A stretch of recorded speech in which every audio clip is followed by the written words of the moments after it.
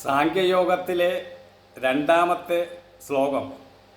കുതസ്ത്വാ കശ്മലമിതം വിഷമേ സമുപസ്ഥിതം അനാരജുഷ്ടമസ്വർഗ്യം അകീർത്തികരമർജുന.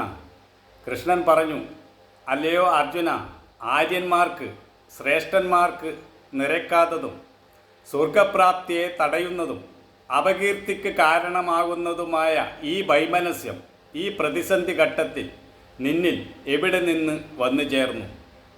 ഇവിടെ അർജുനൻ്റെ മനോഭാവത്തിലുള്ള പിഴവുകൾ കൃഷ്ണൻ എടുത്തു കാട്ടുകയാണ് ചെയ്യുന്നത്.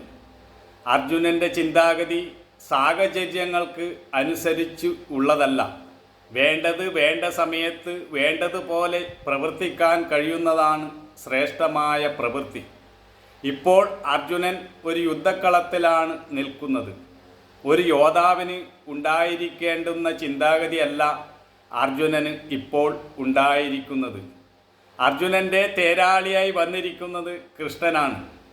ഇങ്ങനെ ഒരു യുദ്ധം ഉണ്ടാകുവാനുള്ള കാരണത്തെപ്പറ്റി കൃഷ്ണന് നന്നായി അറിയാം.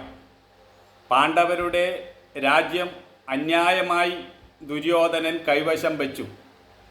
അത് അവർക്ക് വിട്ടുകൊടുക്കാൻ ദുര്യോധനൻ തയ്യാറായില്ല. അങ്ങനെ ആ പ്രശ്നം ഒത്തുതീർപ്പാക്കാൻ വേണ്ടി പോയത് കൃഷ്ണനായിരുന്നു. എന്നാൽ പാണ്ഡവർക്ക് സൂചി കൊണ്ട് കുത്താനുള്ള സ്ഥലം പോലും വിട്ടുകൊടുക്കില്ലെന്ന് ദുര്യോധനൻ വാശി പിടിച്ചു. അങ്ങനെയാണ് യുദ്ധപ്രഖ്യാപനം ഉണ്ടായത്. അങ്ങനെ ഉണ്ടായിട്ടുള്ള കളത്തിലെത്തിയിട്ട് അവിടെ വെച്ച് അർജുനൻ ഇപ്പോഴുണ്ടായിരിക്കുന്ന ചിന്താഗതി തികച്ചും മോശമായ ചിന്താഗതിയാണ്, അസ്ഥാനത്തുള്ളതാണ്. അതുകൊണ്ടാണ് കശ്മലം എന്ന പദം തന്നെ അവിടെ ഉപയോഗിച്ചിരിക്കുന്നത്. ഒരു യോദ്ധാവ് ഇങ്ങനെ ചിന്തിക്കാൻ പാടില്ല. അല്ലെങ്കിൽ അർജുനന് യുദ്ധപ്രഖ്യാപനം നടത്തുന്നതിന് മുമ്പ് വേണമെങ്കിൽ യുദ്ധത്തിൽ നിന്നും പിന്മാറി കാട്ടിലേക്ക് പോകാമായിരുന്നു.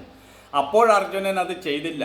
അർജുനനും വാശിയുണ്ടായി ദുര്യോധനനോട് പ്രതികാരം ചോദിക്കണമെന്ന്. അങ്ങനെ യുദ്ധക്കളത്തിലെത്തി മുഖം നിന്നതിന് ശേഷം അർജുനൻ ഇത്തരം ചിന്താഗതി ഉണ്ടാകാൻ പാടില്ല. അതാണ് ഇവിടെ ഈ ശ്ലോകത്തിൽ പ്രത്യേകമായി എടുത്തു പറഞ്ഞിരിക്കുന്നത്. നമ്മൾ ഒരു പുഴ നീന്തി കടക്കാൻ വേണ്ടി വെള്ളത്തിലേക്ക് എടുത്തു ചാടിയതിന് ശേഷം നടുക്കയത്തിലെത്തിയതിന് ശേഷം അയ്യോ എനിക്ക് അക്കരെ എത്തിച്ചേരാൻ പറ്റില്ലല്ലോ എന്ന് ഭയപ്പെട്ടാൽ നമ്മൾ അവിടെ മുങ്ങിച്ചാവും. അവിടെ നമ്മൾ എങ്ങനെയെങ്കിലും ശക്തി ആർജിച്ച് നീന്തി അക്കരെ എത്താൻ ശ്രമിക്കുകയാണ് വേണ്ടത്. അതുപോലെ തന്നെ ഒരു സാഹചര്യമാണ് അർജുനൻ ഇപ്പോൾ ഉണ്ടായിരിക്കുന്നത്. അർജുനനാണ് ആദ്യം വേണമെങ്കിൽ വെള്ളത്തിൽ എടുത്തു ചാടുന്നതിന് മുമ്പ് നമുക്ക് വേണമെങ്കിൽ വേണ്ട അക്കരെ പോകണ്ട എന്ന് തീരുമാനിക്കാമായിരുന്നു. ഇപ്പോൾ ഈ ഒരു സാഹചര്യം വെള്ളത്തിൽ വീണതുപോലെയാണ്. അർജുനൻ ഇപ്പോൾ ഇവിടുന്ന് ഒളിച്ചോടാൻ ശ്രമിച്ചാൽ അത് ഭീരുത്വമായിട്ടേ കണക്കാക്കത്തുള്ളൂ. അർജുനനാണെങ്കിൽ പേരുകേട്ട ഒരു യോദ്ധാവുമാണ്. അങ്ങനെയുള്ള ഒരു യോദ്ധാവിന് ഇങ്ങനെയൊരു ദൗർബല്യം ഇത്തരം സാഹചര്യത്തിൽ ഉണ്ടാകാൻ പാടില്ല എന്നതാണ് ഈ ശ്ലോകത്തിൻ്റെ പ്രത്യേകത. ഇതിൻ്റെ കൂടുതൽ വ്യക്തത അടുത്ത ശ്ലോകത്തിൽ വ്യക്തമാകും.